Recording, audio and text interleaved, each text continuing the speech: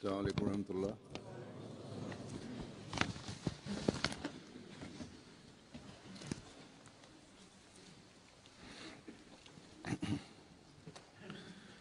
अशहदु अल्ला इलाहा इल्लल्लाह वहदहु ला शरीका लहु وأشهد أن محمدا عبده ورسوله أما بعد فأعوذ بالله من الشيطان الرجيم بسم الله الرحمن الرحيم الحمد لله رب العالمين الرحمن الرحيم مالك يوم الدين إياك نعبد وإياك نستعين اهدنا الصراط المستقيم صراط الذين أنعمت عليهم غير المغضوب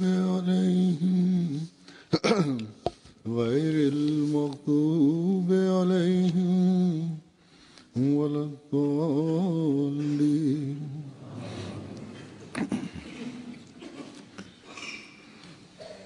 इस वक्त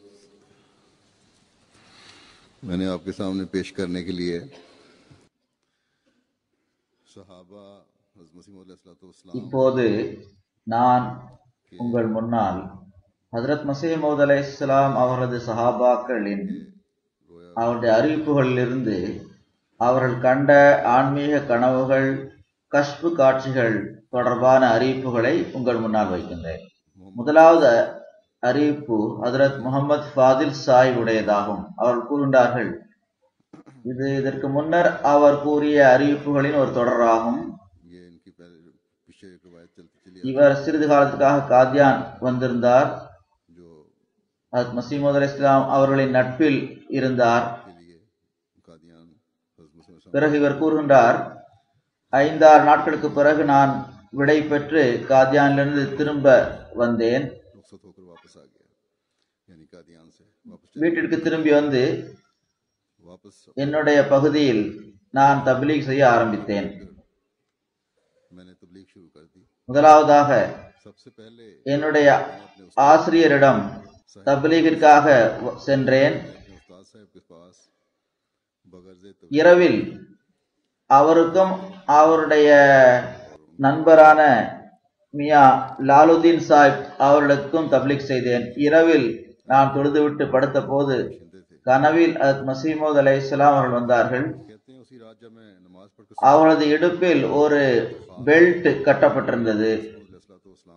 மிகவும் சுறுசுறுப்புடன் அவர்கள் வந்து என்னுடைய வலது கையை பற்றி பிடித்தவாறு என்னை வேகமாக எங்கு அழைத்து சென்றார்கள்.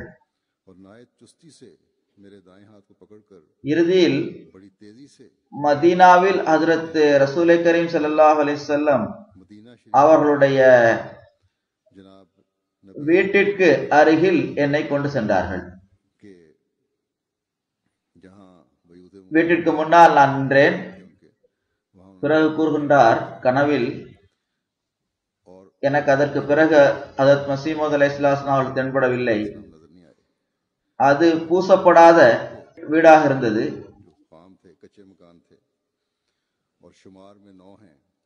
அதனுடைய கிழக்கு பகுதியில் நின்றவாறு நான் கூறுகின்றேன், இங்கு இன்னும் சில வீடுகள் இருக்கின்றன. அங்கு ஹஜ்ரத் ரசூலுல்லாஹ் ஸல்லல்லாஹு அலைஹி வஸல்லம் அவருடைய மனைவிமார்களுடைய வீடாகும் என்று கூறுகின்றேன். பிறகு ஒரு பள்ளிவாசலையும் பார்க்கின்றேன். அதை மஸ்ஜித் நபிவி என்று நான் கூறுகின்றேன். பிறகு நான் என்னுடைய ஆசிரியருக்கும் இந்த கனவை கூறி ஆயினே கமாலாத் இஸ்லாம் என்ற மஸீஹ் மவ்ஊத் அலைஹிஸ்ஸலாம் நூலையும் கொடுத்தேன். 15 நாட்களுக்கு பிறகு மௌலவி சாஹிப் அந்த நூலை படித்துவிட்டு காதியான் சென்றார். அங்கு சென்று மசீமது அலைஹிஸ்ஸலாமிடம் பையத் செய்தார். மியா லால் அவர்களும் பையத் செய்து விட்டார். ஹஸ்ரத் நிசாமுத்தீன் சாஹிப் அவர்கள் கூறுகின்றார்கள், இவர் 1890 அல்லது 91 பையத் செய்திருப்பார். இவர் கூறுகின்றார், நான் பையத் செய்வதற்கு பல நாட்களுக்கு முன்னரே 1883-84 மசீமது அலைஹிஸ்ஸலாமை நான் பார்த்திருக்கின்றேன். நான் ஒருமுறை அசர் தொழுதுவிட்டு மஸ்ஜித் முபாரக்கிலிருந்து மாடிப்படி வழியாக கீழே இறங்கி வந்தேன். நான் மஸ்ஜித் முபாரக்கின் அந்த வளாகத்தில் வந்த போது 2 கண்ணியமிக்க பெரியோர்கள் எனக்கு தென்பட்டனர். அவர்கள் வெண்ணிற ஆடை அணிந்திருந்தனர். அவர்கள் என்னிடம் கேட்கின்றனர், மிர்சா சாஹிப் எங்கிருக்கின்றார் என்று எங்களுக்கு கூறுங்கள் என்று கேட்டனர். நாங்கள் மிக தொலைவிலிருந்து வந்துள்ளோம் என்றும் கூறினர். வாருங்கள், நான் உங்களுக்கு கூறுகின்றேன் என்று கூறினேன். நீங்கள் எங்களுக்கு பின்னால் வாருங்கள், மேலே வந்து நாங்களே யார் என்று தெரிந்து கொள்வோம் என்று கூறினர். அவர்கள் எனக்கு முன்னால் மாடிப்படி ஏறி சென்றனர். நான் பின்னால் சென்றேன். அங்கு சபை கூடியிருந்தது. ஹஜ்ரத் மசீமூத் அலைஹிஸ்ஸலாம் அவர்கள் இருந்தார்கள். ஹஜ்ரத் மசீமூத் அலைஹிஸ்ஸலாம் தலைப்பாகையை அவிழ்த்து கீழே வைத்துவிட்டு அங்கு அமர்ந்திருந்தார்கள். ஹுசூரிடம் சென்றதுமே, உங்களுடைய பெயர் குலாம் அஹ்மதா என்று நான் கேட்டேன். அதற்கு அவர்கள் ஆமாம் என்றார்கள். பிறகு, நீங்கள் மசீமோத் என்று வாதம் செய்துள்ளீர்களா என்றும் கேட்டேன். ஹுசூர் அவர்கள், ஆம், நான் அவ்வாறு வாதம் செய்துள்ளேன் என்றார்கள். பிறகு நபர்களில் ஒருவர் சொன்னார், நாங்கள் அது ரசூலுல்லாஹி ஸல்லல்லாஹு அலைஹி வஸல்லம் அவருடைய சலாத்தை உங்களுக்கு எட்ட வைத்திருக்கின்றேன், என்னுடைய சலாத்தை எட்ட வைக்கின்றேன் என்று கூறிவிட்டு தங்களுடைய கனவை கூறினார். அதாவது ஹஜ்ரத் ரசூலுல்லாஹி ஸல்லல்லாஹு அலைஹி வஸல்லம் அவர்கள் ஒரு முறை கனவில் வந்தார்கள். மசீமூத் அலைஹிஸ்ஸலாம் அவருடைய வலது தோளில் கை வைத்தவாறு ரசூலுல்லாஹி ஸல்லல்லாஹு அலைஹி வஸல்லம் அவர்கள் கூறினார்கள், ஆதா மசீஹ், இவரே மசீஹ், இவரிடம் பையத் செய்யுங்கள், என்னுடைய சலாத்தை இவர் கெட்ட வையுங்கள் என்று கூறினார்கள். அப்போது என்னுடைய உள்ளம் நடுங்கியது. அதாவது இந்த அறிவிப்பை அறிவிக்கின்ற கூறுகின்றார், அப்போது எனது உள்ளம் நடுங்கியது. நான் அழுது மஸ்ஜித் அக்ஸாவில் துஆ செய்தேன். அல்லாவின் அருளால் நான் அல்லாஹ்வுக்கு அர்ப்பணமாகின்றேன். அவன் விரைவாக எனது எஜமானின் துஆவை கேட்டு இந்த எளிய இந்த ஒன்றுமற்ற நிலையில் இருக்கின்ற இந்த பாவியை அவன் உயர்த்தினான். நான் அதற்கு பிறகு கண்ட பல்வேறு கனவுகளை எழுத முடியாது. ஒரே ஒரு கனவை மட்டும் நான் கூறுகின்றேன். எனக்கு பையத் எவ்வாறு கிடைத்தது என்பதை பற்றி இந்த எளியவன் கூறுகின்றேன். இதன் மூலமாகத்தான் இந்த எளியவனுக்கு பையத் செய்யக்கூடிய தௌஃபீக் கிடைத்தது. அந்த சம்பவத்தை மட்டும் நான் எழுதுகின்றேன். கூறுகின்றார்கள், கனவில் நான் பார்த்தேன், ஒரு நதி கிழக்கிலிருந்து மேற்கின் பக்கம் சென்று கொண்டிருக்கின்றது. 1 மைல் தூரம் இருக்கும். தண்ணீர் மிகவும் சுத்தமானதாக இருந்தது. அதாவது ஒருவர் கவிதையில் கூறினார், எவ்வாறு ஒருவரது பார்க்கும் பார்வை தெளிவாக இருக்குமோ அல்லது சுத்தமான உள்ளம் இருக்குமோ அதுபோன்று அந்த தண்ணீரும் சுத்தமாக இருந்தது என்று கூறுகின்றார். ஆக அந்த தண்ணீர் ஓடிக்கொண்டிருந்தது. இறைவனை பற்றிய நினைவில் இருக்கக்கூடிய ஒருவரை போன்ற தூய உள்ளம் கொண்டவரை போன்ற அந்த தண்ணீரும் இருந்தது. அதாவது அதில் எவ்விதமான அபாயம் இல்லை. நான் அந்த நீரில் மிகவும் ஆனந்தமாக குளிக்கின்றேன். மௌலவி அப்துல்லா காஷ்மீரி என்பவர், அவர் அதுவரை அகமதியாகாமல் இருந்தார். அவர் மிக தொலைவில் இருந்து உரத்த குரலில், முன்ஷி ஜி, பாபுஜி, நீங்கள் குளித்துக் கொண்டிருக்கின்றீர்களா என்று கேட்டார். உங்களுடைய இதயம் எங்கு இருக்கிறதோ அங்கு பாருங்கள், அது முற்றிலும் காய்ந்து இருக்கிறது, அங்கு தண்ணீரே படவில்லையே என்று கூறினார். அதாவது நான் குளித்துக் கொண்டிருந்த போது குரல் வந்தது. தண்ணீர் நீந்தி கொண்டிருந்த போது கூட நான் மீண்டும் மீண்டும் தண்ணீரில் குதித்து பார்த்தேன். ஆனால் என்னுடைய அந்த இதயம் இருக்கக்கூடிய அந்த பகுதி ஈரமில்லாமல் காய்ந்திருந்தது. பிறகு கிழக்கு பக்கம் என்னை பார்க்கும்படி அப்துல்லா கூறினார். நான் அங்கு பார்த்தபோது ஒரு மிகப்பெரிய பாலம் இருந்தது. அந்த பாலத்திற்கு மேல் மிர்தா சாஹிபுடைய வீடு இருந்தது. நான் அந்த பக்கம் செல்ல மாட்டேன் என்று கூறினேன். என்றால் அங்கு மிர்தாவுடைய வீடு இருக்கு என்று கூறினேன். பிறகு மௌலை அப்துல்லா கூறினார், சென்றுதான் பாருங்கள் என்று கூறினேன். நான் செல்ல மாட்டேன் என்று கூறினேன். மௌலை அப்துல்லா சாஹிப் அவர்கள் அழுதவாறு கூறினார்கள், கண்டிப்பாக செல்ல வேண்டும் என்றார்கள். அதற்கு பிறகு நான் நீந்தியவாறு அந்த பாலத்தை கடந்து கிழக்கு பக்கம் சென்றேன். அப்போது அங்கு புல்தரை இருந்த ஒரு கரை இருந்தது. அந்த கரையில் ஏறி நின்றேன். என்னுடைய உடலில் இருந்த தண்ணீரை நான் பிழிய ஆரம்பித்தேன். அப்போது எனது இதயத்தில் எந்த பகுதி, இதயத்தில் நனையாத பகுதி, காய்ந்திருந்த பகுதி, அதிலிருந்து நீரூற்று எந்த அளவுக்கு பெருக்கெடுத்தது என்றால் அது ஓட ஆரம்பித்தது. என்னுடைய உள்ளம் முழுவதும் ஆனந்தத்தால் நிரம்பி இருந்தது. அத்துடன் என்னுடைய கண்களும் திறந்தன. முஸ்தகீம் சாஹிபுடைய மகன் ஹைருதீன் சாஹிப் அவர்கள் அவர் கூறினார், 1906 இவர் பைய செய்தார். அவர் தன்னுடைய கனவை பற்றி கூறுகின்றார். அவர் மசீமூத் அலைஹிஸ்ஸலாம் ஜும்மா தொழுகையை பெருநாள் தொழுகை போன்று தொழ வைப்பதை அவர் பார்த்தார். தொழுவிப்பதற்காக அவர்கள் ஒரு அறைக்கு வந்தார்கள். திருக்குரானை பிடித்தவாறு அந்த அறைக்குள் நுழைந்தார்கள். அது பள்ளிவாசலுடைய வலது பக்கம் இருந்தது. அவர்களுக்கு பின்னால் 4 சீக்கியர்கள் இருந்தனர். அவருடைய ஆடைகள் அழுக்காக இருந்தன. அவருடைய ஏதோ ஆயுதம் இருப்பது போன்றும் தெரிந்தது. அவர்கள் உள்ளே வந்தனர். அப்போது என்னுடைய உள்ளத்தில் தோன்றியது, இவர்கள் ஹஜ்ரத் மசீமூத் அலைஹிஸ்ஸலாம் அவர்களை தாக்குவார்கள் என்று நான் எண்ணினேன். ஆனால் அவர்கள் நாட்காலில் அமர்ந்திருந்தார்கள். மேஜையில் குரான் இருந்தது. அந்த 4 சீக்கியர்களும் பக்கத்திலிருந்து குரான் கற்றுக்கொண்டிருந்தார்கள். அப்போது வெளியே வந்தபோது அந்த 4 சீக்கியருடைய கண்களிலிருந்தும் கண்ணீர் வந்தது. அப்போது எனக்கு தெரிய வந்தது, அவர்களுக்கு உருக்கம் ஏற்பட்டிருக்கின்றது. இவர்கள் மிர்தா சாஹிபின் முரீதுகளாக ஆகிவிட்டனர், எனவேதான் அழுகின்றனர் என்று நான் கூறுகின்றேன். அதாவது உண்மையிலேயே அவர்கள் இவர்களை ஏற்றுக்கொண்டவர்களாக மாறிவிட்டனர் என்று நான் கூறுகின்றேன். ஹஜ்ரத் மௌலவி அப்துல் ரஹீம் சாஹிப் நையர் அவர்கள் அறிவிக்கின்றார்கள், இவர் 1901 பையஸ் செய்தார். 1902 ஹுசூருடைய எழுத்துக்களில் எனது நுபுவத், எனது ரிசாலத் என்ற சொற்களை நான் பார்த்தேன். அதாவது அவர் ஏதோ ஒரு மேற்கோளை படித்திருக்கின்றார். அதில் மேரி நுபுவத், என்னுடைய நுபுவத், மேரி ரிசாலத், என்னுடைய ரிசாலத் என்று இருந்தது. இதை பார்த்தவுடன் என்னுடைய இயல்பில் ஒரு விதமான சோர்வு ஏற்பட்டது. இப்படியெல்லாம் ஏன் எழுதுகின்றார்கள் என்று நினைத்தேன். 2-3 நாட்களாக நான் எவரிடமே பேசவில்லை. 3வது நாள் எனக்கு இல்ஹாம் மூலமாக கூறப்பட்டது, லா ரைப ஃபீ, இதில் எந்த சந்தேகம் இல்லை என்று கூறப்பட்டது. அதற்கு பிறகு நான் ஓரிடத்தில் தொழில் புரிய சென்றேன். பிறகு எனக்கு படிப்பதற்கான வாய்ப்பும் கிடைத்தது. இவர் அகமதி ஆவதற்கு முன்னர் இந்த இல்ஹாம் இவர் கிடைத்தது, தொடர்பும் இருந்தது. அவர் கூறுகின்றார், நான் தொடர்ந்து படிக்க ஆரம்பித்தேன். என்னுடைய அறிவு வளர்ச்சி அடைந்தது. அந்த நேரம் வந்தது. இறுதியில் நான் காதியான் வந்து சேர்ந்தேன்.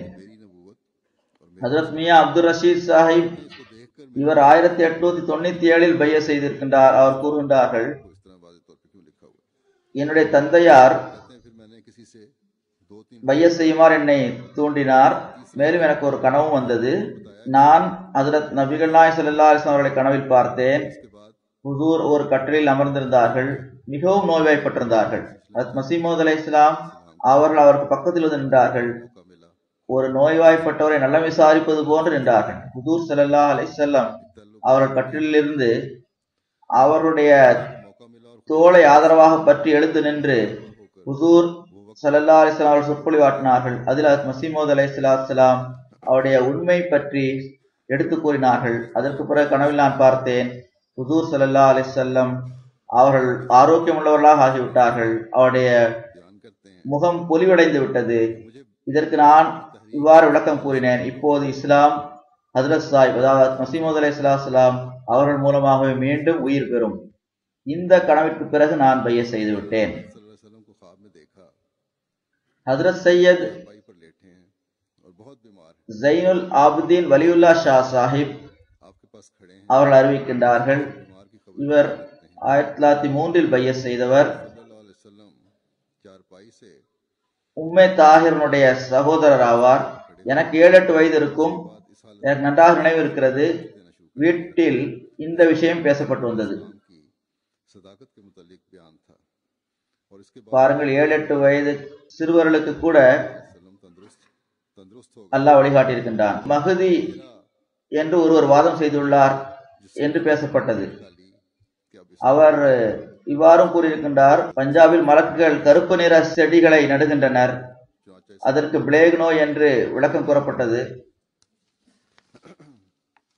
அப்போ என் தந்தையார் இன்சார்ஜ் டாக்டராக இருந்தார் மருத்துவமனையில். கனவில் நான் பார்த்தேன், வீட்டில் வந்து ஒருவர் தகவல் கொடுக்கின்றார், உங்களுடைய தாத்தா வருகின்றார் என்று. நான் அவர்களை வரவேற்பதற்காக சென்றேன். மருத்துவமனையின் வளாகத்தில் கிழக்கு பக்கம் நான் பார்த்தேன், எங்களுடைய தாத்தா மாட்டு வண்டியில் வந்து கொண்டிருந்தார். பச்சை நிற தலைப்பாக அணிந்திருந்தார். நிறம் வெள்ளையாகவும் கோதுமை நிறம் கலந்ததாகவும் இருந்தது. தாடியும் வெண்மை நிறையுடையதாக இருந்தது. நான் உங்களுக்கு குர்ஆன் கற்றுக் கொடுக்க வந்திருக்கின்றேன் என்று கூறினார். அந்த நாட்களில் நான் இந்த கனவையும் பார்த்தேன். ரய்யான் இடத்தில் உள்ள பள்ளிவாசலில், அதனுடைய பள்ளிவாசலுடைய கதவில் லா இலாஹ இல்லல்லாஹ் முஹம்மது ரசூலுல்லாஹ் எழுதப்பட்டிருக்கிறது.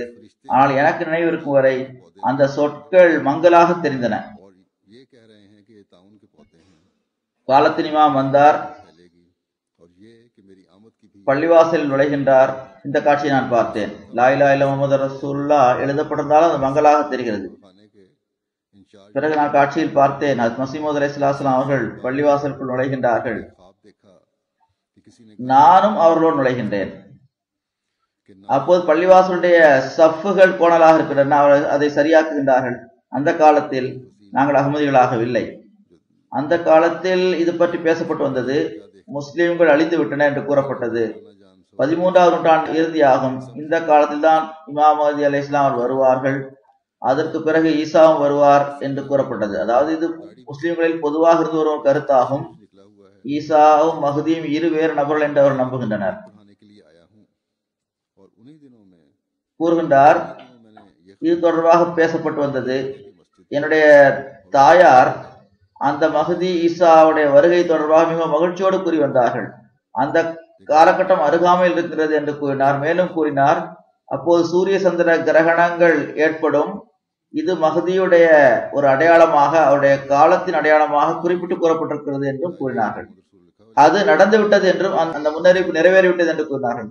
ஆக சிறு வயது உள்ளவர்களுக்கு கூட இது போன்று அல்லாஹ் வழிகாட்டி இருக்கின்றான். मैं भी साथ जाता हूँ।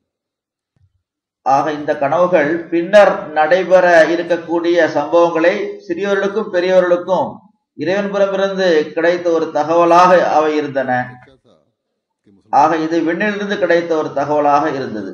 பிறகு இந்த முழு और ये वो जमाना है जिसमें हजरत इमाम मेहदी तशरीफ लाएंगे, அதாவது சையத் டாக்டர் அப்துல் சத்தார் சாஹிபுடைய முழு குடும்பமும் जो आम ஜமாத்தில் இணைந்து அவர்கள் மன தூய்மையில் முன்னேறினர். அதாவது காதி மஹபூப் ஆலம் சாஹிப் இவர் கூறுகின்றார், ஹுசூர் அலைஹிஸ்ஸலாம் அவர்கள் என்னிடம் கூறினார்கள், நீங்கள் ஹாமித் அலியுடன் விருந்தகத்திற்கு செல்லுங்கள், क़यामत का जिक्र बड़ी खुशी से किया करती थी। நான் லுகர் நேரத்தில் உங்களை சந்திப்பேன் என்றார்கள். जिक्र किया பிறகு நான் விருந்தினர் விடுதிக்கு சென்றேன், அங்கு சாப்பிட்டேன், பிறகு ஓய்வெடுத்தேன். லுகர் வாங்கு கூறப்பட்டது. ஹாமித் அலி சாஹிப் கூறினார்கள், நீங்கள் முதல் சஃபில் சென்று அமர வேண்டும் என்று கூறினார்கள். அவருடைய வழிகாட்டல் கேட்ப நான் முதல் சஃபில் தொழுகை நேரத்துக்கு முன்னதாகவே வந்து அமர்ந்திருந்தேன். ஹுசூர் வந்ததுடன் தொழுதோம். பிறகு தொழுகைக்கு பிறகு ஹுசூர் என்னை பார்த்து, நீங்கள் எப்போது போக விரும்புகிறீர்கள் என்று கேட்டார்கள். ஹுசூர் 1-2 நாட்களுக்கு நான் தங்குவேன் என்று கூறினார். ஹுசூர் கூறினார்கள், குறைந்தபட்சம் 3 நாட்கள் தங்க வேண்டும் என்றார்கள். अल्लाह ताला की तरफ से ऐसी हवा चली थी। அடுத்த நாள் ஸொஹர் நேரத்தில் நான் பையத்துக்காக கூறிய போது ஹஜ்ரத் மஸீஹ் மவ்ஊத் அலைஹிஸ்ஸலாம் கூறினார்கள், இப்போது வேண்டாம், குறைந்தபட்சம் சில நாட்கள் இங்கு தங்க வேண்டும், எங்கள் நிலைமை பற்றி தெரிந்து கொள்ளுங்கள், அதற்கு பிறகு பைய செய்யுங்கள் என்றார்கள். डॉक्टर अब्दुल सत्तार ஆனால் முதல் இரவிலேயே எனக்கு அந்த விருந்தகத்தில் வைத்து ஒரு வழிகாட்டல் கிடைத்தது. அதாவது பாருங்கள், கைர் அஹ்மதியில் கூறுகின்றார்கள், அல்லது சிலருடைய எண்ணம் இவ்வாறு இருக்கிறது, அதாவது புரியாமலே பலரும் பையத் செய்து விடுகின்றார்கள். மசீமது அலைஹிஸ்ஸலாம் பையத்து செய்ய விரும்புகிறவரிடத்திலெல்லாம் பையத் வாங்குகின்றார்கள் என்று கூறினார்கள். ஆனால் எதுவரை ஒருவருக்கு முழுமையான முறையில் திருப்தி ஏற்படுவதில்லையோ மசீமது அலைஹிஸ்ஸலாம் அவர்கள் பையத்து வாங்குவதில்லை. இவர் கூறுகின்றார், நான் கனவில் பார்த்தேன், விண்ணிலிருந்து ஒரு ஒளி இறங்கியது. அது என்னுடைய ஒரு காதில் நுழைந்து என்னுடைய எல்லா உடலுடைய பகுதியிலும் நுழைந்து விட்டு அடுத்த காது வழியாக வெளியே சென்று மீண்டும் வானத்திற்கு சென்று விட்டது. ஆக சாதாரணமாக செல்லவில்லை, முழு உடலையும் சூழ்ந்து விட்டு முழு உடலில் நுழைந்து விட்டு அது வானத்தின் பக்கம் சென்றது. பிறகு அதில் பல்வேறு விதமான நிறங்கள் தெரிய வந்தன. அதில் பச்சை நிறம் இருந்தது, சிவப்பு நிறம் இருந்தது, நீல நிறம் இருந்தது. எத்தனை நிறங்கள் என்றால் அது எண்ண முடியாது. அது ஒரு வானவில் போன்று இருந்தது. அதன் மூலமாக முழு உலகமும் ஒளிமயமானது. அதில் எந்த அளவுக்கு ஆனந்தமும் மகிழ்ச்சியும் எனக்கு ஏற்பட்டது என்றால் அதை நான் சொற்களால் கூற முடியாது. இந்த கனவின் பொருள், வானத்தின் அருளிலிருந்து எனக்கு பெரும் பங்கு கிடைக்கும், எனவே நான் பையத் செய்ய வேண்டும் என்று நான் இந்த கனவிற்கு பொருள் கொடுத்தேன். பிறகு அடுத்த நாள் தொஹர் தொழுகையின் போது நான் பையத் செய்ய வேண்டும் என்று கூறினேன். ஹுசூர் ஏற்றுக்கொள்ளவில்லை, மாறாக 3வது நாளில் பையத் செய்யலாம் என்று கூறினேன். ஹுசூர் எனக்கு நெஞ்சம் திறந்து விட்டது. அல்லாஹ்வுக்காக எனக்கு என்னிடம் பையத் வாங்கல் என்ற 3வது நாள் நான் கூறினேன். பிறகு ஹுசூர் அவர்கள் என்னுடைய கைகளை பற்றியவாறு என்னிடம் பையத் செய்தார்கள். அதற்கு பிறகு நான் லாகூர் திரும்பி வந்தேன். ஹஜ்ரத் முன்ஷி காசி மஹபூப் ஆலம் சாஹிப் அவர்கள் அறிவிக்கின்றார்கள், இவரும் 1897 பையத் செய்தார். இவருடைய அறிவிப்பு தான் முதல்ல சொன்னேன். லாகூரில் ஒரு வக்கீல் இருந்தார், அவருடைய பெயர் கரீம் பக்ஷ் ஆகும்.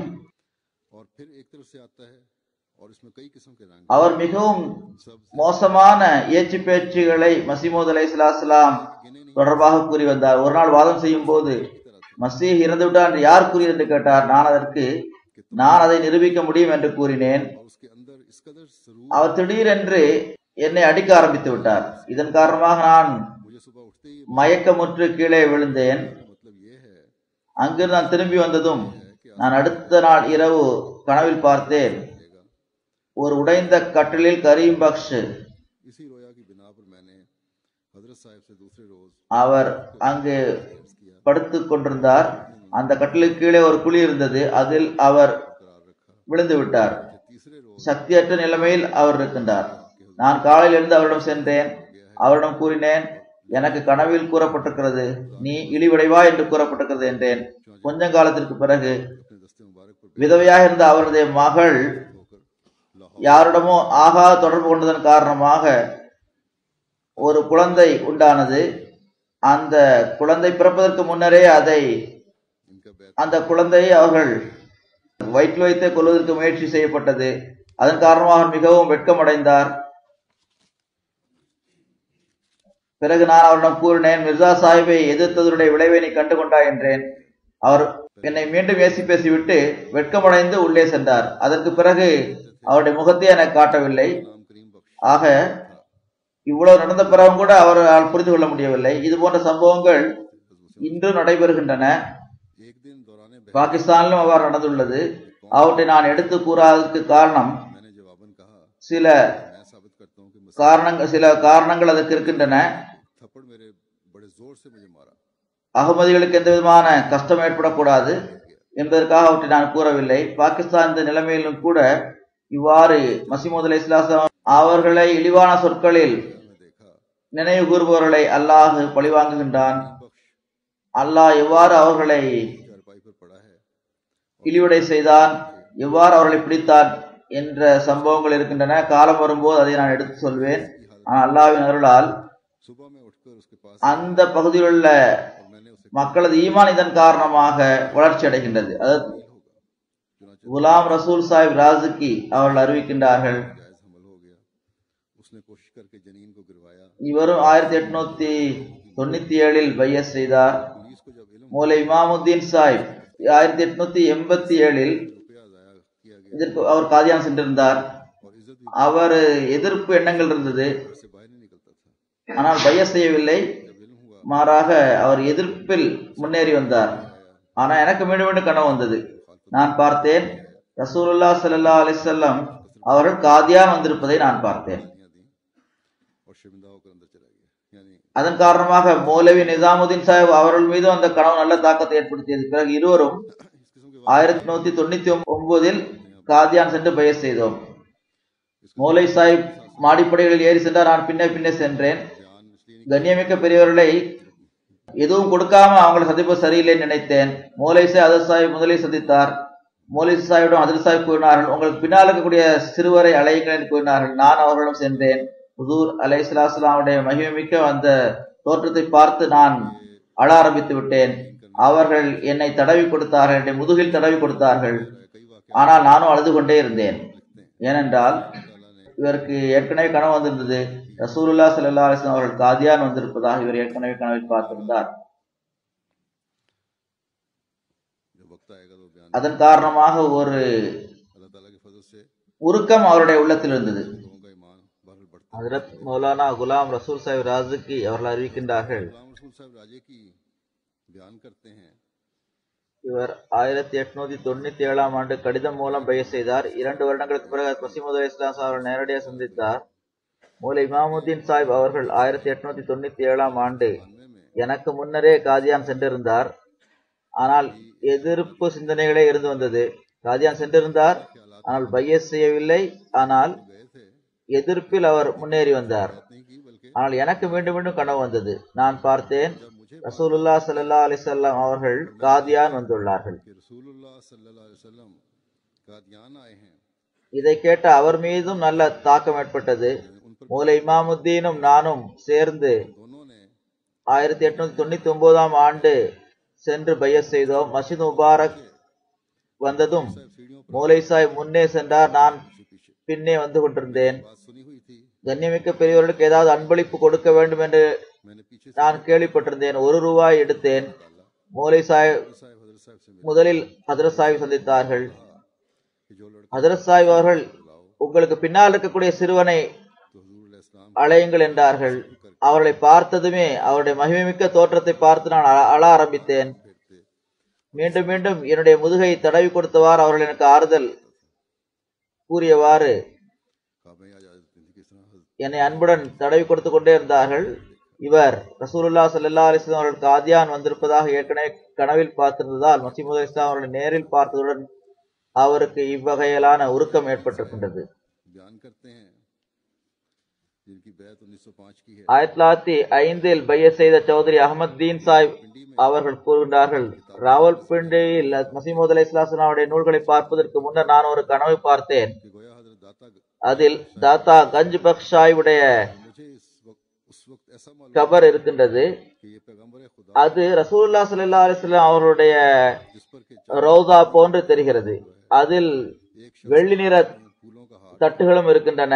कब्र के ஒரு நபர் अपने दोनों हाथ ஒரு பூமாலை எடுத்து तो उसके हाथ அந்த கபரில் இருக்கின்ற यहाँ तक कि मुझे मालूम हुआ कि जिसमें मुताहर के नीचे उसने वो फूलों का हाथ ஹஜ்ரத் ரசூலுல்லாஹ் ஸல்லல்லாஹு அலைஹி வஸல்லம் அவருக்கு கீழ் அந்த மாலையை வைக்க முயற்சி செய்கின்றார். जिसका नतीजा ये இறுதியில் வைத்தும் விட்டார். कि मदफून அதன் விளைவாக एक 12 साल அதில் அடக்கம் செய்யப்பட்டிருந்த ஒரு 12 வயது சிறுவன் पहले उन्होंने मुझसे வெளியே வந்தான். उस लड़के की முதலில் அவன் என்னைத்தான் சந்தித்தான். शादी थी। मैंने அந்த சிறுவனுடைய வடிவம் மிர்சா சாஹிபுடைய வடிவம் போன்று இருந்தது. அப்போது खुदा सल्लल्लाहु अलैहि वसल्लम ரசூலுல்லாஹ் ஸல்லல்லாஹு அலைஹி வஸல்லம் किस तरह दुनिया में जिंदा हो அவர்கள் இறைவனுடைய வாக்குறுதிக்கு மாறாக எவ்வாறு மீண்டும் உயிர் பெற்று வர முடியும் என்று நான் நினைத்தேன். उस वक्त ये भी ख्याल आया कि मिर्जा साहब அப்போது இந்த எண்ணம் வந்தது, மிர்சா சாஹிப் தன்னை तो ये वही ரசூலுல்லாஹ் ஸல்லல்லாஹு அலைஹி வஸல்லம் அவருடைய பிரதிபிம்பமாக வந்த ஒருவராகத்தான் கூறுகின்றார். ஆக இது அந்த கனவின் விளக்கம்தான் என்று எனக்கு புரிய வந்தது. कुछ असर இதன் மூலமாக மிர்சா சாஹிபுடைய சதாக்கத் எனக்கு புரிய வந்தது, உண்மை புரிய வந்தது. அதன் விளைவாக நான் பையத் செய்தேன் என்று கூறுகின்றார். गुलाम हसन साहब ஹஜ்ரத் மெஹர் குலாம் ஹுசைன் சாஹிப் அவர்கள் அறிவிக்கின்றார்கள், ने जिनकी बैत இவர் 1898 அல்லது 99 பையத் செய்தவர். देखा பையத்துக்கு ஒரு வருடம் முன்னால் भी थे, நான் சக்டாலவியாக இருந்தேன். அதற்கு பிறகு அஹ்லே ஹதீஸில் மாறினேன். எங்களுடைய மெஹலாவில் ஒரு அகமதி வந்தார். நாங்கள் அவரை பள்ளிவாசலில் தொழுவதிலிருந்தும் தண்ணீர் கொடுப்பதிலிருந்தும் கிணற்றில் தண்ணீர் எடுப்பதிலிருந்தும் தடுத்திருந்தோம். இஸ்லாத்தை விட்டு அவர் வெளியேறியவர் என்று கூறி வந்தோம். நான் கனவில் பார்த்தேன், मगरिब की तरफ अमेरिकन पादरियों की एक कोठी எங்களுடைய मैंने देखी கிணற்றின் की तरफ एक கிழக்கு பக்கத்தில் रास्ते में அமெரிக்க பாதிரிகளின் ஒரு उसने एक पतंग उड़ाई है। கோட்டை இருந்தது. मैं उस आदमी की तरफ भी देख रहा हूँ और நான் ஒரு மனிதரை பார்த்தேன். उस आदमी को भी அவர் பட்டம் விட்டுக் கொண்டிருந்தார். देख रहा हूँ और उस आदमी को भी इस दो आदमी இன்னொரு நபரையும் பார்த்தேன். இருவரை மாறி மாறி பார்த்து கொண்டிருந்தேன். के इस कोठी में அப்போது நான் பார்த்தேன் அந்த கோட்டையில் उस पे ஒரு बैठा बांसुरी बजा रहा है। சிம்மாசனம் வைக்கப்பட்டது. அதில் ஒரு அழகான சிறுவர் அமர்ந்திருந்தார். அந்த சிம்மாசனம் காற்றில் ஆடிக்கொண்டிருந்தது. की तरफ उड़ाया அந்த முதியவர் அந்த பட்டத்தை அந்த சிறுவனின் தலையின் மீது விட்டார். அந்த பட்டம் பட்டதுமே அந்த சிறுவனுடைய தலை पहले लड़के கருப்பாக மாறியது. பிறகு அது புகையாக மாறியது. पतंग को कोई नुकसान न पहुंचा। फिर मैंने मौलवी ஆனால் அந்த பட்டத்துக்கு எந்த விதமான இழப்பும் ஏற்படவில்லை. आप सुनाई நான் कहा कि ये यूं ही ख्याल மௌலை ஃபைதுதீன் சாஹிப் அவரிடம் வந்து இந்த கனவை கூறினேன். जिक्र करते हैं இது வெறும் கற்பனை தான், விட்டுவிடுங்கள் என்று அவர் கூறினார். कि हम दोनों भाई அடுத்த கனவை அவர் கூறுகின்றார், நான் கனவில் பார்த்தேன், लोगों की थी। நாங்கள் இரு சகோதரர்கள் பஜாருக்கு செல்கின்றோம். जब हम वापस முழு तो फिर भी அந்த கிராமம் இந்துக்களுடைய கிராமமாக இருந்தது. அங்கு ஒரு முதியவர் குர்ஆன் படித்துக் கொண்டிருந்தார். நான் உள்ளத்தில் நினைத்தேன், जो हिंदू இந்த நபர் रहा है பக்கா முஸ்லிமாக இருக்கின்றார். बाद जब हजरत இவர் இந்துக்களுடைய கிராமத்தில் சென்று குர்ஆனை ஓதுகின்றார். वही शख्स है பையத் செய்த பிறகு ஹுசூருடைய போட்டோ பார்த்த போது, ஹதரத் சாஹிபுடைய போட்டோ பார்த்த போது, இதற்கு முன்னர் கனவில் பட்டம் விட்ட அந்த முதியவரும் குர்ஆன் படித்த அந்த முதியவரின் हजरत मेहर गुलाम हसन தோற்றமும் ஹதரத் மிர்சா சாஹிபுடைய தோற்றத்தோடு ஒத்திருந்தது. 1898 நான் ஒருமுறை காதியான் வந்தேன். का जिक्र ஹதரத் சாஹிப் कि मैं कादियान गया। சியால்கோட்டில் हजरत साहब பிளேக் நோயின் நிலை என்ன என்று கேட்டார்கள். में ताउन का क्या हाल அப்போது நான் ஒரு கனவு கூறினேன். वारदात का जिक्र किया। साथ ही मैंने एक ख्वाब बयान किया। நான் பார்த்தேன், हजरत मैंने எங்களுடைய வீட்டில் देखा पुलिस के आदमी போலீஸ்கள் துப்பாக்கி குண்டுகளோடு நிற்கின்றார்கள். फरमाया कि आप துப்பாக்கி வைத்திருந்தனர். रहेगा। அதற்கு ஹதரத் சாஹிப் அவர்கள், நீங்கள் இந்த பிளேக் நோயிலிருந்து பாதுகாப்பாக இருப்பீர்கள், அல்லாஹ் உங்களை பாதுகாப்பார் என்று விளக்க கூறினார்கள். साहब साबिक पटवारी ஹதரத் ஷேக் அத்தா முகமது சாஹிப் फरमाते हैं நிலத்தை அளக்கக்கூடியவராக இவர் இருந்தார். ஏற்கனவே अब्दुल हक की पैदाइश இவர் கூறுகின்றார், में कादियान நான் காதியான் வந்தேன். और मस्जिद मुबारक கனவில் மஸ்ஜித் முபாரக்கில் के हजूर इस मस्जिद ஹதரத் சாஹிப் உலாவிக் கொண்டிருந்தார்கள். में संदूक रखे हुए हैं। आपने मेरा नाम அவர்கள் எனது பெயரை ஒரு किताब में दर्ज किया और சிவப்பு நிற மையால் ஒரு புத்தகத்தில் எழுதினார்கள். பாபு ஃபத்தஹுதீன் अब के இனி 13 டிசம்பரில் नहीं होगा। ஜலசா நடக்காது என்று கூறினார்கள். फिर आखिर கனவில் பார்த்தேன். ख्वाब में देखा அப்போது 7 நிலத்தை அளக்கக்கூடிய நபர்கள் பள்ளிவாசல் அமர்ந்திருந்தார்கள். அவர்கள் என்னைத்தான் को हजूर ने बुलाया। ஹதரத் சாஹிப் அழைத்தார்கள். இதற்கு விளக்கம் கேட்டபோது ஹதரத் சாஹிப் கூறினார்கள், இந்த 7 நிலத்தை அளக்கக்கூடிய நபர்களும் அகமதிகள் ஆகிவிடுவர் என்று கூறினார். ஹதரத் மிர்சா குலாம் ஹுசைன் சாஹிப் 1891 பையத் செய்தவர். कि रोहतास में हम முன்ஷி குலாமுதீன் சாஹிப் நாங்கள் நூல்களை படித்து வந்தோம். मरसिया और दीगर नज़में वगैरह நாங்கள் ஷியாக்களாக இருந்தோம். शिया थे, मातम वगैरह किया करते थे। மிராத்துல் ஆஷிகின் போன்ற பாடல்களை பாடி வந்தோம். बाज वक्त फुकरा சில நேரங்களில் वक्त फुकरा इमाम गजाली ஃபக்கீர்மார்கள், பிறகு இமாம் கசாலி அவர்களுடைய एक दिन कहने लगे சிராஜு சாலிகின் नफा போன்ற நூல்களை படித்து வந்தோம். ऐसी तहरीर लिखने वाला आज पैदा அந்த நூலை படித்த பிறகு இப்படிப்பட்ட ஒரு நபர் இன்று நமக்கு கிடைத்தால் 400 மைல் அப்பால் சென்று அவரை சந்திக்க வேண்டி வந்தாலும் சந்திப்போம் என்று கூறினேன். यहाँ से तो காதியானிலிருந்து தௌசீஹ் மராம் ஃபத்தஹ் இஸ்லாம் என்ற 2 நூல்கள் எனக்கு கிடைத்தன. दोनों रसाले वहां पहुंच गए। ये इश्तिहार பாபா குத்துபுத்தீன் மலியர் கோட்லாவிலிருந்து இதை கொண்டு வந்திருந்தார். लाए थे। அவரு கனவு வந்திருந்தது. उनको एक நான் சியால்கோட் சென்றிருக்கின்றேன். அங்கு ஹதரத் சாஹிபை சென்று சந்தித்தேன். वहां हजरत साहब से जाकर मिला हूँ। அவர் செல்வதற்கு முடிவெடுத்தார். जाने का अज़्म कर लिया கனவில் और जिस तरह ख्वाब में लिबास ஹுசூரை और हुजूर का निकलना देखा था, அவர் பார்த்தது போன்று பார்த்தார். ये किताबें साथ लाया। குலாவுதீன் சாஹிப் சந்தித்தார். गुलाबदीन साहब से நூல்களை படித்துட்டு கூறினார், किताबें देख நான் என்னுடைய மகளிடம் செல்ல வேண்டும். நீங்கள் 2 நாட்களுக்குள்ள இந்த நூல்களை படித்துவிட்டு எனக்கு தந்து விடுங்கள் என்று கூறினார். उधार किताबें ஏனென்றால் நான் பயணத்தில் செல்ல வேண்டி இருக்கின்றது என்று கூறினார். 2-3 दिन हैं, आप ये किताबें देख लें। वो रसाले मुंशी साहब முன்ஷி சாஹிப் எங்களை அதுக்கு அந்த நூல்களை படித்து காட்டினார்.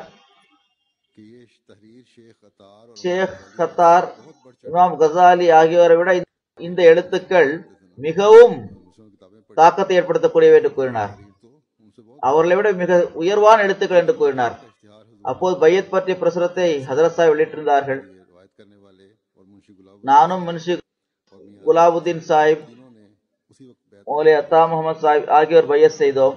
இது 1891 நடந்ததாகும். को रसाले सुना அவர் அந்த பத்திரிகையை படித்து காட்டிய பிறகு, हमारा वादा था உங்களுடைய कि इस वक्त का इस किस्म இந்த மாதிரி ஒரு நபர் கிடைத்தால் चाहे 400 மைலுக்கு அப்பால் சென்றாலும் நாங்கள் செல்வோம் என்று கூறியிருந்தீர்கள். பையத்து நாங்கள் और जल செய்து விட்டோம். ஜல்சால்னா 1892வது ஜல்சால்னா வர இருக்கிறது. பிரசுரம் வெளியிடப்பட்டிருக்கிறது. जलसा भी देख நாம் ஜலசா பார்க்க செல்வோம் என்று கூட்டினேன், कर लिया அழைத்தேன். जगह 3 பேரும் சென்றோம். 6 मील के फासले पर दुकान किया நாளை मறுநாள் செல்வோம் என்று முடிவெடுக்கப்பட்டது. फैसला कि परसों चले ஆனால் நாங்கள் வருவதற்கு முன்னரே அந்த மக்கள் சென்று விட்டனர். लेकिन वो लोग मेरे आने से पहले चल पड़े அதாவது கரையலான ஒரு ஸ்டேஷனில் அவர்கள் சென்று விட்டனர். स्टेशन तक रियाला वाला ही அறிவிப்பர் கூறுகின்றார், स्टेशन पे वो चले गए मैं कहते हैं रिवायत करने वाले कि मैं जेल से सवार हो गया கரையலாவுக்கு சென்று நாங்கள் மூவரும் तीनों का ஒன்றாக சென்றோம். ஒரு இடத்தில் ஒட்டி சாப்பிட்டோம். மக்கள் கூறினர் 6 மணிக்கு ட்ரெயின் இருக்கிறது என்று गाड़ी 6 बजे கூறினார்கள். அதற்கு பிறகு நாங்கள் पहुंचे हमने अजायब घर மிருக காட்சி சாலையை சென்று பார்த்தோம். शाम को स्टेशन पर आकर இரவு 11:30 மணிக்கு பட்டாலா வந்து சேர்ந்தோம். 11 बजे पहुंचे ஒரு தங்கு விடுதியில் தங்கினோம். एक सराय में पहुंचे அங்கு எந்த கட்டிலும் இல்லாமல் இருந்தது. भी कोई न थी वहाँ और गंद पड़ा हुआ था அங்கு இருக்க மனம் இல்லை. दिल नहीं चाहा ஒரு பள்ளிவாசல் சென்றோம். में पहुंचे பள்ளிவாசலில் தங்கினோம். रात को आराम किया இறைவனுடைய வல்லமை பாருங்கள். அந்த பள்ளிவாசல் மௌலை முகமது ஹுசைன் பட்டாலியோர் தொலை வைக்கின்ற பள்ளியாக இருந்தது. सुबह नमाज சுபு தொழுகைக்கு பிறகு மௌலை முகமது ஹுசைன் பட்டாலியோர் கூறினார், நீங்கள் எங்கிருந்து வந்திருக்கின்றீர்கள், நீங்கள் இந்த விருந்தினர்கள் எங்கிருந்து வந்திருக்கின்றார்கள் என்று கேட்டார்கள். को कहा குலாபுதீன் சாஹிப் நாங்கள் கூறினோம், நீங்கள் நல்ல கல்வி கற்றவர், நீங்கள் அவரிடம் பேசுங்கள் என்றோம். बात करें நாங்கள் ரோஹ்தாஸ் रोहतास जिला जेलम से आए हैं ஜிஹிலம் ஜில்லாவிலிருந்து வந்திருக்கின்றோம் என்று கூறினோம். ரோஹ்தாஸ் என்ற இடத்தில் வந்து கூறினோம். நீங்க எங்க போகிறீங்கன்னு கேட்டார் அவர். முன்ஷி சாஹிப் கூறினார், நாங்கள் காதியான் செல்கின்றோம் என்று கூறினார். मौलवी साहब அங்கு என்ன பணி என்று கேட்டார்கள். முன்ஷி சாஹிப் கூறினார், மிர்சா சாஹிப் அவர்கள் வாதம் செய்துள்ளார், का दावा किया है ஜலசா பற்றியும் அறிவித்திருக்கின்றார். ऐलान किया है ஒரு விஷயம் कि एक बात சொல்லாமல் விட்டுவிட்டேன் என்று அவர் கூறுகின்றார். रोहतास முன்ஷி சாஹிப்களுக்கு இந்த में सुनाए பத்திரிகை तेली ने இந்த நூல்களை படித்து காட்டிய போது, कहा है कि मसीह मर गया है और मैं आने वाला मसीह हूँ மசீஹ் இறந்து விட்டார், बड़ी बात नहीं है நானே இப்போதைய மசீஹ் என்று சாதாரணமாக ஒருவரால் கூற முடியாது. அவ்வாறு கூறுவோர் சாதாரண மனிதராக இருக்க முடியாது என்று அல்லாஹ் தத்தா சாஹிப் கூறியிருந்தார்கள். மௌலை முகமது ஹுசைன் பட்டாலவி அவர் கூறினார், अकल मारी हुई है மிர்சா நல்லவராக இருந்தால் நான் அவரை ஏற்றுக்கொண்டிருப்பேனே, सही होता நான் அவரிடம் பைய செய்திருப்பேனே, है ना बैत कर நீங்கள் திரும்பி செல்லுங்கள் என்றார். कहने लगा நான் மிர்சா சாஹிப் நல்ல தெரியும், அவர் புதிய ஒரு கடை திறந்திருக்காரு, அதெல்லாம் போய், खोली हुई எனவே நீங்கள் விட்டு விடுங்கள், जो चलेगी नहीं வீணாக பைசாவை வீணாக்காதீர்கள் என்று கூறினார். पैदल जाने का उनके पास என்னுடைய நண்பர்கள் அமைதியாக இருந்து விட்டனர். बात सुन के நான் கூறினேன், मैंने कहा நாங்க ஏற்கனவே செலவழிக்க வேண்டியதை செலவழித்து விட்டோம், वो तो खर्च हो இப்போது கண்டிப்பாக நாங்கள் காதியான் செல்வோம் என்றார். देख कर वापस आएंगे அதுக்கு பிறகு அவர் எங்களுக்கு சாப்பிடுவதற்கு ரொட்டி கொடுத்தார். அதை சாப்பிட்டு நாங்கள் காதியான் சென்றோம். जलसा शुरू था 25-30 பேர்கள் தான் இருந்தார்கள். மாநாடு நடந்தது. एक तख्त पोश था சில சஃப்புகள் தான் தொழுகைக்கு மக்கள் நின்றார்கள். दौर खुल के आ गए हमने खा लिए डॉक्टर अब्दुल हकीम साहब बिस्तरे और जगह दिया டாக்டர் அப்துல் ஹக்கீம் சாஹிப் அவர்கள் எங்களுக்கு படுப்பதற்குரிய ஏற்பாட்டை செய்தார்கள். सुबह की सवेरे खाना खाकर 10 बजे காலை 10 மணிக்கு ஜலசாவில் கலந்து கொண்டோம். ஹஜரத் சாஹிப் வந்தார்கள். हजूर का ஹுசூர் ரோமி தொப்பி ஒன்று வைத்திருந்தார்கள். और टोपी அது தலைப்பாகை வழியாக தெரிந்தது. हजूर जब तख्त पोश ஹுசூர் हुए तो मैंने साथियों को कहा கூறினார்கள், ऐसी नौरानी ஹுசூருடைய அந்த முகத்தை பார்த்ததுமே अगर मौलवी मोहम्मद हुसैन की नाम- बात कर जाते முகமது ஹுசைன் சாஹிப் பட்டாலையுடைய சொற்களை கேட்டதால் இப்படிப்பட்ட ஒளிமயமான முகத்தை நம்மால் ஒருபோது பார்த்திருக்க முடியாமல் போயிருக்கும், साहब அந்த பாக்கியம் நமக்கு கிடைக்காமல் போயிருக்கும் என்று கூறினேன். हज़रत मसीह मौला इस्लाम की ज़ियारत का हाल बयान करते हुए फरमाते हैं बैत 1905 1905 ஒரு பையத் செய்தார். में फरमाया कि अल्लाह ताला ने அல்லாஹ் என்னை மசீமௌதாக அனுப்பியிருக்கின்றான். और फरमाया कि जो लोग अपनी कम इल्मी की वजह से நான் யாரு என்னை பற்றி சரியான முடிவுக்கு வர முடியவில்லை, அவர் அதிகமாக 5 வேளை தொழுகையில் ஓதப்படக்கூடிய அந்த துவாவை, அதாவது இஹ்தின சிராத்துல் முஸ்தகீம் சிராத்தல் லதீன அன்அம்த அலைஹிம் என்ற துவாவை ஓத வேண்டும். चलते फिरते उठते उठते बैठते செல்லும் போதும் வரும்போதும் போகும்போதும் உட்காரும் போதும் से ज्यादा 40 குறைந்தபட்சம் 40 நாட்கள் வரையாவது ஓதி வர வேண்டும் என்று கூறினார்கள். நான் அப்போதே அந்த துவாவை ஓத ஆரம்பித்தேன். எனக்கு ஒரு வாரத்துக்கு கடந்திருக்கும். நான் பார்த்தேன், मैंने देखा कि हामिद மஹல்லாவுடைய பள்ளிவாசலில் के मोहल्ला की ஹஜ்ரத் மஸீஹ் இஸ்லாம் வந்திருக்கின்றார்கள். आप बता रहे हैं நான் ஹஜ்ரத் சாஹிபை அவர்களை சந்திப்பதற்காக கையை நீட்டுகின்றேன். ஒரு கண் தெரியாத மூலவி என்னை தடுத்தார். மறுபக்கம் சென்று சந்திக்க ஆரம்பித்தேன். அங்கும் அவர் தடுத்தார். मुझको रोका மூன்றாவது முசாஃபா செய்ய விரும்பினேன், மூன்றாவது முறையாக. அப்போதும் அவர் தடுத்தார். அப்போது எனக்கு கோபம் ஏற்பட்டது. நான் அவரை அடித்தேன். उसने मुझको फिर रोका ஹஜ்ரத் சாஹிப் गुस्सा आ गया அவ்வாறு செய்யாதீர்கள், நீங்கள் கோபம் அடையாதீர்கள் என்று கூறினார்கள். हजरत साहब ने फरमाया कि नहीं गुस्सा न करो मारो नहीं ஹுசூர், आपका जिक्र நான் ஹுசூரிடம் முசாஃபா செய்ய விரும்புகிறேன், இந்த மனிதர் என்னை தடுக்கிறார் என்று கூறினேன். फरमाता हूँ இந்த கனவு கண்ட பிறகு इतने में எனது கண் விழித்தேன். மீர் காசிம் அலி சாஹிப், மௌலை மஹபூப் ஆலம் சாஹிப் मौलवी महबूब अहमद साहब बिस्तरी ஆகியோருடன் இந்த கனவை கூறினேன். के सामने மீர் சாஹிப் கூறினார்கள், இதை எழுதுங்கள் என்றார்கள்.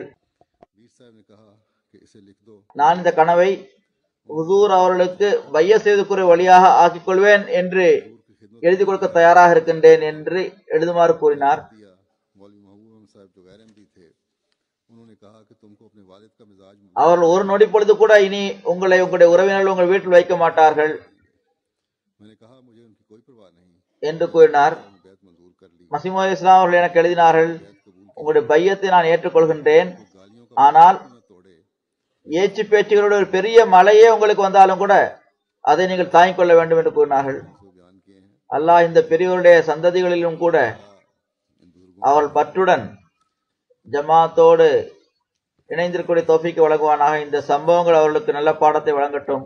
ஈமானிலும் நிச்சய உறுதியிலும் அவர்கள் முன்னேறட்டும். ईमान और இன்றைய நாட்களில் बढ़ने की तौफीक अता फरमाए காதியானில் ஜலசாவுக்கான தயாரிப்பு இருந்து வருகிறது. நாளையிலிருந்து இன்ஷா அல்லாஹ் மாநாடு ஆரம்பமாகிவிடும். अल्लाह ताला जलसा शुरू அல்லாஹ் எல்லா வகையிலும் अल्लाह ताला ஜலசாவை அருளுக்குரியதாக ஆக்குவானாக. हाथ से யாரெல்லாம் அதில் கலந்து கொள்கின்றார்களோ खुद फरमाए அவர்கள் और जो भी शामिलीन हैं அதிலிருந்து முழுமையான நட்பலனை பெற வேண்டும். भरपूर इस्तिफादा करने की कोशिश करें அவர்களுக்கும் நான் கூறுகின்றேன், उनको भी मैं कहता हूँ बहुत सारे मेहमान दुनिया से गए இப்போது ஏறக்குறைய तकरीबन इस वक्त वहाँ 21 அல்லது 22 நாடுகளிலிருந்து பிரதிநிதிகள் அங்கு வந்துள்ளனர். அவர்கள் எந்த நோக்கத்திற்காக சென்றுள்ளாரோ அதை நிறைவேற்ற வேண்டும். मैं उसको पूरा துவாவில் நேரத்தை கழிக்க வேண்டும். गुजारें அந்த புனித இடங்களில் மஸீஹ் மவ்ஊத் அலைஹிஸ்ஸலாம் அவர்கள் துவா செய்த புனித இடங்களில் दुआएं की हैं சந்தர்ப்பம் கிடைத்தால் அவர்களும் துவா செய்ய வேண்டும். तो वहाँ दुआएं ஜமாத்துடைய முன்னேற்றத்திற்காக எல்லாவற்றையும் விட அதிகமாக துவா செய்ய வேண்டும். दुआ कर எதிரிகளுடைய தீங்கிலிருந்து ரட்சிப்பை பெறுவதற்காக குறிப்பாக துவா செய்ய வேண்டும். இந்த துவாக்கள் ये மிகவும் முக்கியத்துவம் வாய்ந்தவையாகும். எல்லாவற்றையும் விட மிகவும் முக்கியத்துவம் வாய்ந்தவையாகும். இவ்வாறு முஸ்லிம் உம்மத்திற்காகவும் துவா செய்யுங்கள். के लिए भी दुआएं करें அல்லாஹ் தாலா அவர்களையும் நேரான வழியில் நடத்துவானாக, அவர்களுக்கு வழிகாட்டுவானாக, அவர்களுக்கும் फरमाए காலத்தின் இமாமை ஏற்றுக்கொள்ளக்கூடிய தௌஃபீக்கை வழங்குவானாக. मानने की तौफीक अता फरमाए இவ்வாறு இன்றைய நாட்களில் முஸ்லிம் நாடுகளுடைய நிலைமை மிகவும் மோசமாக இருக்கிறது. குறிப்பாக மத்திய கிழக்கு நாடுகளில், के ममालिक के और शाम के खास குறிப்பாக அதிலும் சிரியாவில் वहाँ के அங்குள்ள அகமதிகள் எழுதுகின்றார்கள், நிலைமை மிகவும் மோசமாக இருக்கிறது. அதை வெளியில் உள்ளவர்களால் கணித்து கூட பார்க்க முடியாது. के लिए भी खास எனவே குறிப்பாக இந்த நாடுகளுக்காக துவா செய்யுங்கள். अमूमी तौर पर तमाम ஒட்டுமொத்தமாக எல்லோருக்காகவும் குறிப்பாக அகமதிகளுக்காகவும் துவா செய்யுங்கள். அல்லாஹ் தாலா எல்லா வகையிலும் எல்லா தீங்கிலிருந்தும் எல்லா துன்பங்களிலிருந்தும் அவர்களை பாதுகாப்பானாக. அல்லாஹ் தாலா அரசாங்கத்தில் உள்ள உயர் அதிகாரிகளுக்கும் அறிவு வழங்குவானாக, பொதுமக்களுக்கும் அறிவு வழங்குவானாக. हुकूमत के அவர்கள் ஒருவருக்கொருவர் சண்டை போட்டுக் கொண்டிருக்கின்றனர். और अवाम को भी जो சண்டை போடாமல் इसमें लड़ रहे हैं एक दूसरे से ஒருவருக்கொருவர் புரியும் தன்மையுடன் அவர்கள் நடந்து கொள்ள வேண்டும். बजाय சமாதான நிலவ வேண்டும். मुसालियत से अफ़ाम व तफ़हीम से இதன் காரணமாக தீவிரவாதத்தை விரும்புகின்றவர்களும் இஸ்லாத்தின் எதிரிகளும் இருவரும் பலன் பெற முயற்சி செய்கின்றனர். நாளுக்கு நாள் நிலைமை மோசமாகிக் கொண்டே செல்கிறது. उठाने की कोशिश कर रहे அல்லாஹ் தாலா இந்த இரு பிரிவினர்களையும் அழித்து விடுவானாக. हैं चले जा रहे हैं अल्लाह ताला அதன் மூலமாக இஸ்லாத்தை கரைபடிந்ததாக ஆக்குவதற்கு இவர்கள் செய்யும் முயற்சிகளை இவர்களுக்கு தோல்வி ஏற்படட்டும். ताकि इस्लाम அல்லது இஸ்லாத்தின் பெயரால் அல்லது இஸ்லாத்தின் மீது அனுதாபம் கொண்ட நிலையில் இவர்கள் செய்கின்ற தவறான इस्लाम के नाम पर முயற்சிகளில் இவர்களுக்கு தோல்வி கிடைக்க வேண்டும். ஜமாத் அஹ்மதியா உலகிற்கு எடுத்து காட்டுகின்ற இஸ்லாத்தின் அழகிய முகம் மக்களுக்கு தென்பட வேண்டும். அல்லாஹு தாலா நம்முடைய எண்ணத்திலும் நம்முடைய முயற்சியிலும் பரக்கத்தை வழங்குவானாக. முழு உலகத்தையும் அது நபிகள் நாயகம் ஸல்லல்லாஹு அலைஹி வஸல்லம் அவர்களது கொடியின் கீழ் கொண்டு வருவானாக. எனவே மாநாட்டு நாட்களில் குறிப்பாக அங்குள்ள மக்கள் அவர்கள் இந்த துவாக்களை செய்து வர வேண்டும். இதை கண்முன் நிறுத்தி செயல்பட வேண்டும். இதை தவிர ஜும்மாக்கு பிறகு நான் 3 ஜனாசா தொழ வைக்க இருக்கின்றேன். முதலாவது ஜனாசா ப்ரொஃபசர் பஷீர் அஹமத் சௌத்ரி சாஹிப், சௌத்ரி சிராஜுதீன் சாஹிப் லாகூருடைய மகனாவார். 2 நவம்பரில் சிறிது காலம் நோய்வாய்ப்பட்டு 68 வயதில் இவர் வஃபாத் ஆகிவிட்டார். இன்னா லில்லாஹி வ இன்னா இலைஹி ராஜிஊன். 2010ஆம் ஆண்டு 28 மே தாருல் லாகூரில் நடந்த சம்பவத்தில் பல குண்டுகள் இவர் மீது பட்டன. இவருடைய வலது கால் முற்றிலும் பாதிக்கப்பட்டு விட்டது. இவருக்கு சிகிச்சை அளிக்கப்பட்டது. மிகவும் துன்பத்திலும் இவர் இருந்து வந்தார். நோய்வாய்ப்பட்டிருந்தும் கூட மிகவும் பொறுமையுடன் தைரியத்துடன் இவர் நாட்களை கழித்து வந்தார். ஆனால் முறையீடு செய்யக்கூடிய எந்த சொற்களும் இவருடைய நாவில் வரவில்லை. ஆனால் அதுக்கு பிறகு நடப்பதற்கு இவரால் முடிந்தது. ஆனால் எவ்வாறு இருப்பினும் அல்லாஹ்வுடைய விதி மிகைத்து விட்டது. இவர் தொழுகை முறையாக பேணி வந்தார். திருக்குரான் மீது ஆழ்ந்த பற்றுடையவராக இருந்தார். மிகவும் தாழ்மை குணம் உள்ளவராக இருந்தார். ஜமாத் பணிகளில் முழுமையாக ஈடுபட்டு வந்தார். ஆங்கிலத்திலும் எக்கனாமிக்ஸிலும் MA படித்திருந்தார். பஞ்சாப் யூனிவர்சிட்டியில் ஆங்கில ஆசிரியராகவும் அந்த துறையினுடைய அட்வைசராகவும் அவர் இருந்து வந்தார். இதே கல்லூரியில் பல ஸ்கூல்ல கற்றுக் கொடுக்கப்படுகின்ற பல நூல்களுடைய கட்டுரை ஆசிரியராக இருந்திருக்கின்றார். குல்பர்கில் அவருடைய வீடு 20 வருடங்களாக தொழுகையின் சென்டராக இருந்தது. எல்லா பொருளாதார திட்டங்களிலும் இவர் கலந்து கொண்டார். 5 மகன்களும் 2 மகள்களும் உள்ளனர். இரண்டாவது ஜனாசா பாபர் அலி சாஹிப். 27 டிசம்பர் 2012 இவர் வஃபாத் ஆகியிருக்கின்றார் ஆக்சிடென்டில். சர்க்கிள் இன்சார்ஜ், இதுவும் ஒரு வகையில் ஒரு ஷஹாதத் ஆகும். சர்க்கிள் இன்சார்ஜ் ஷேக் அப்துல் காதிர் சாஹிப் அவர்களோடு ஒரு சுற்றுப்பயணத்தில் சென்றார். ஜமாத் பணி நடந்து கொண்டிருக்கும் போது இந்த விபத்து நடந்திருக்கின்றது. இவரும் ஷஹீதாவார்.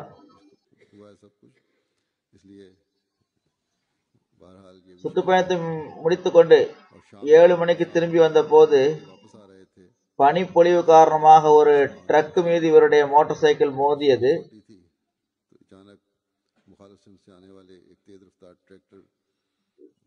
விபத்தின் காரணமாக இவரும் ஷேக் அப்துல் காதிர் சாஹிப் அவர்களும் கடுமையான காயம் இவர்களுக்கு ஏற்பட்டது. மக்கள் போலீசுக்கு தகவல் கொடுத்தனர். அது மக்கள் குடிபெயராத இடமாக இருந்தது. ரொம்ப நேரம் கழிச்சுதான் போலீசுக்கு தகவல் கொடுக்கப்பட்டது. ஆனால் காயத்தை தாங்கிக் கொள்ள முடியாமல் முஅல்லிம் பாபர் அலி சாஹிப் அவர்கள் அங்கே வஃபாத்தானார்கள். இவர் வாழ்க்கை ஜமாத்துக்கு அர்ப்பணித்திருந்தார். MTA புதிய டிஷ்களை பொருத்துவதில் இவர் மிகுந்த ஆர்வமுடையவராக செயல்பட்டு வந்தார். தந்தையார் சிறிய வயதிலேயே வஃபாத் ஆகிவிட்டார்கள். ஒரு முதிய வயதுள்ள தாயார் உள்ளார். அல்லாஹ் அவருக்கு பொறுமை வழங்குவானாக. பெஸ்மக்புரா காதியானில் இவர் நல்லடக்கம் செய்யப்பட்டார். இவர் வசிய செய்தவர் ஆவார். மூன்றாவது ஜனாசா ருபீனா நுஸ்ரத் ஜஃபர் சாஹிபுடையதாகும். மிர்சா ஜஃபர் அஹமத் சாஹிப் ஷஹீத் லாகூரினுடைய மனைவி ஆவார். 3 டிசம்பர் அன்று இவர் வஃபாத் ஆகியிருக்கின்றார். 2 வருடங்களாக கேன்சர் நோயில் இவர் இருந்தார். பிறகு வஃபாத்தாகிவிட்டார். இன்னா லில்லாஹி வ இன்னா இலைஹி ராஜிஊன். 28 மே அன்று ஜாருஜுக்குள் வைத்து இவருடைய கணவர் ஷஹீதான போது இவர் மிகவும் பொறுமையுடனும் தைரியத்துடனும் இந்த துக்கத்தை சகித்துக் கொண்டார். அவருடைய மையத்து கொண்டு வரப்பட்ட போது கூட அவருடைய நாவில் ஷஹாதத்துக்காக யாரும் அழக்கூடாது என்ற சொற்களே இருந்தன. அல்லாஹ்வுடைய திருப்தியில் திருப்தி அடைய வேண்டும் என்ற சொற்களை கூறி வந்தார். கண்களிலிருந்து கண்ணீர் வந்து கொண்டிருந்தது. ஆனால் முழுமையான தைரியத்துடன் செயல்படக்கூடியவராக அவர் இருந்தார். தனது தந்தையாருடன் இவர் சிராலியோனில் இருந்து வந்தார். திருமணத்துக்கு பிறகு 1988 ஜப்பான் சென்றார். அங்க டோக்கியோவுடைய லெஜினா சதர் மற்றும் இஸ்லாமிய செக்ரட்டரியாகவும் இருந்து வந்தார். இவர் பொருளாதார திட்டங்களில் பங்கு கொள்பவர். தன்னுடைய நகைகளை ஜமாத்திற்கு வழங்கி வந்தார். ஜப்பானிலிருந்து 2004ஆம் ஆண்டு திரும்பி வந்தார். பாகிஸ்தானில் மிக நீண்ட காலமாக இவருக்கு லெஜினாவில் தொண்டு செய்யக்கூடிய வாய்ப்பு கிடைத்தது.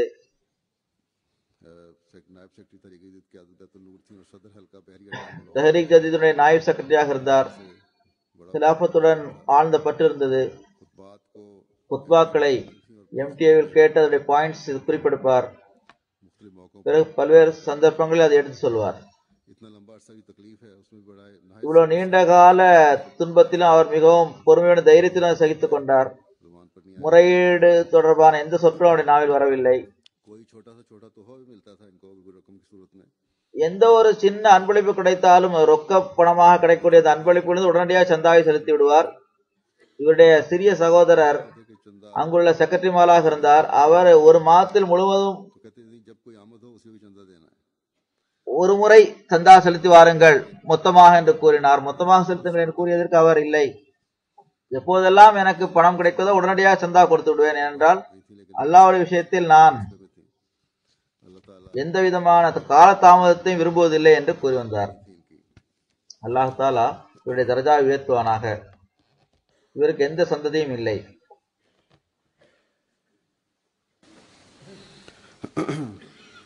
அல்ஹம்துலில்லாஹ்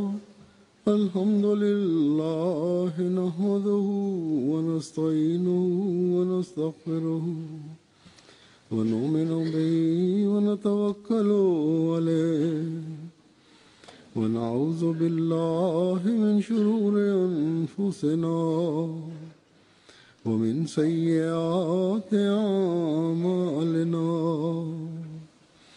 من يهده الله فلا مضل له ومن يضلل فلا هادي له ونشهد أن لا إله إلا الله ونشهد أن محمدا عبده ورسوله. عباد الله رحمكم الله إن الله يأمر بالعدل والإحسان وإيتاء ذي القربى وينهى عن الفحشاء والمنكر والبغي يعظكم لعلكم تذكرون. اذكروا الله يذكركم وادعوه يستجب لكم ولذكر الله أكبر.